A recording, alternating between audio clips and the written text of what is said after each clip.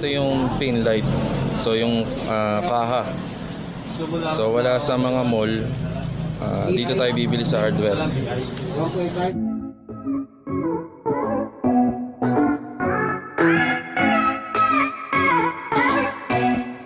So ito nga pala, nag-uumpisa na rito maglagay ng kisame. So Hardiflex to. Ito pala yung gagamitin natin. So ito mura lang kasi ito sa Ace Hardware eh. So since sarado yung ibang store, tsaka walang ibang stock sa ibang store, hindi rin pala tayo makakapasok ng ibang SM Mall kung hindi tayo taga doon. Ito 250 natin to nabili. Pero sa Ace Hardware nasa 140 lang to eh. Ganyan. So medyo mahal, pero wala tayong magagawa para matapos lang to. So ikakasa na pala yung ilaw dyan. So 4 na pin light dito. Kaha pa lang to, wala pa yung bumbilya. Siya nga pala, pag naglalagay kami ng ilaw dito, hindi puro puti. So blended yan, daylight tsaka warm light. Ganun din dito sa kabila. Tapos may exhaust fan dito. Nga pala, tip namin guys, pag maglalagay kayo ng ilaw rito, i-adjust nyo. Kasi baka mamaya magpa-cabinet kayo dyan, matatabunan yung ilaw nyo. So i-adjust nyo. So ito, naka-adjust na yan. Yan na yung markings namin. Kasi kadalasan na cabinet, nasa 40 or 30. So ito, 70. Mag-adjust na kami rito. So ayan. So update ko na lang kayo rito kapag na-install na namin to. Ito nga pala, kapag na-install natin yung Hardiflex, yan, syempre ilalagyan natin ng boardings yan sa taas or cornisa. Yan, yan. So ayan, nilalagyan na ng plastering dito. So ito, yung varsity. Nilalagyan na yung varsity. So nga pala ito, pagka natapos yung plastering dito, lalagyan to ng tiles. Ito, itong poste.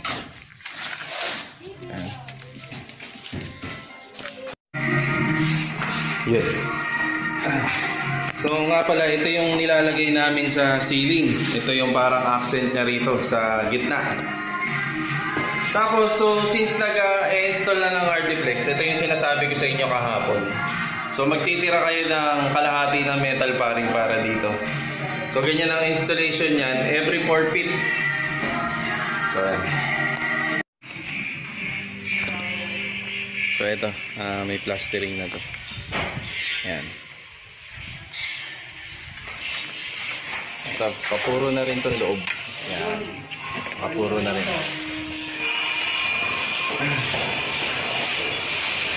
O siya nga pala guys, may kabit na rin dito yung kisame, ceiling. So, nandiyan na rin yung center light. Tapos, mga pin light. Okay, nakakasal na rin. So, lalagyan na lang ito ng cornisa. So, ito yung exhaust fan. So, ito yung mga switches niya. So, yung pag pinatay yung nasa taas, yung 4 na ilaw, sasara. Ito yung sa exhaust, sa gitna. Ito naman yung sa baba, sa gitnang ilaw. So, ayan.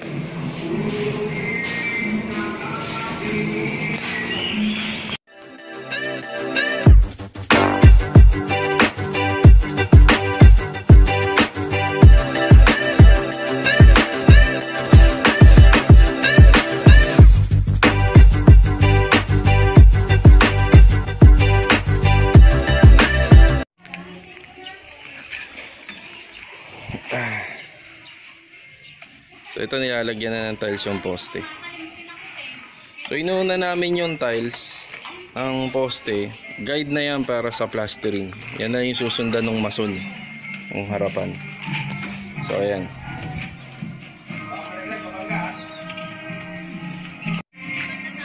So nga pala, 2-door gate to, kaya meron tayong dowels na nakabang. So kami, 3 dowels yung nilalagay namin per poste.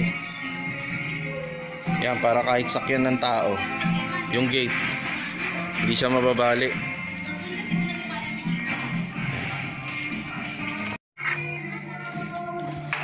So siya nga pala, nilalagay na rin dito yung outlet na ni-request nyo dito sa labas.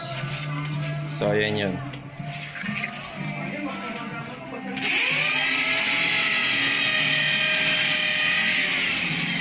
So ito na yung sitwasyon natin dito ngayon. So mas madali na siyang i-finish kapag may guide na. Ito yung parang pinaka-guide natin. Stone tiles, poste, pasumano, poste. Dito rin poste yan.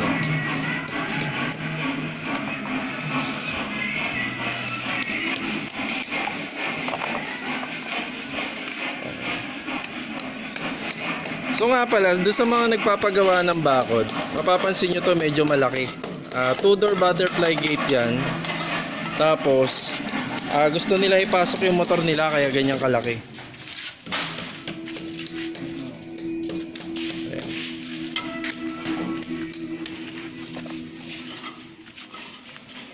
Tinatiles na rin dito. Ayan. Ito pala, GI Galvanize 1.5. Ito yung gagamitin natin sa ating process sa roof extension polycarbonate. So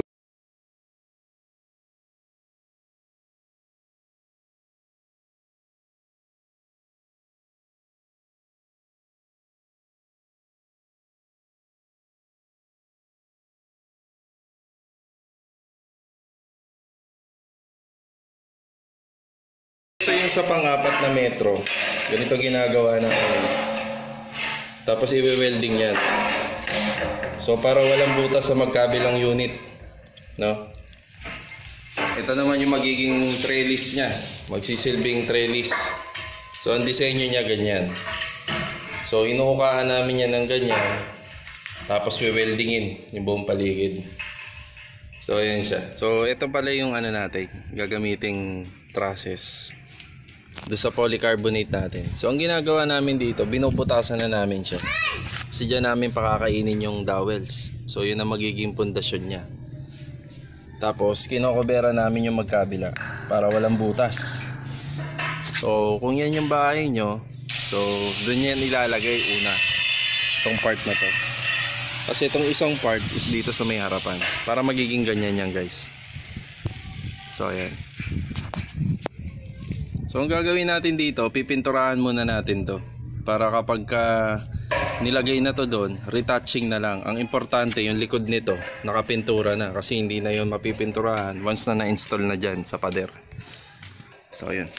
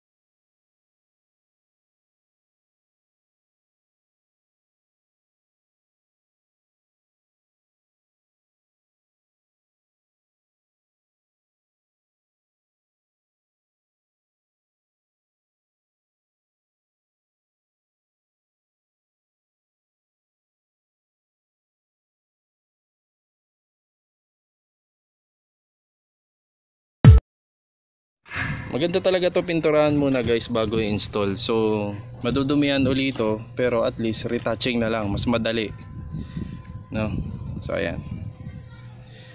So ito pala yung mga ginagamit sa pag-install ng polycarbonate roofing dito sa row house. So ayan. So itong 1x2 na to, dito kakapit yung mga ilaw natin na ilalagay sa polycarbonate. Ito yung sampayan natin. Siyempre maglalagay din kayo ng trellis. Lagay na rin kayo ng sampayan. So ayan. So abangan nyo na lang to guys kung paano namin i-install to.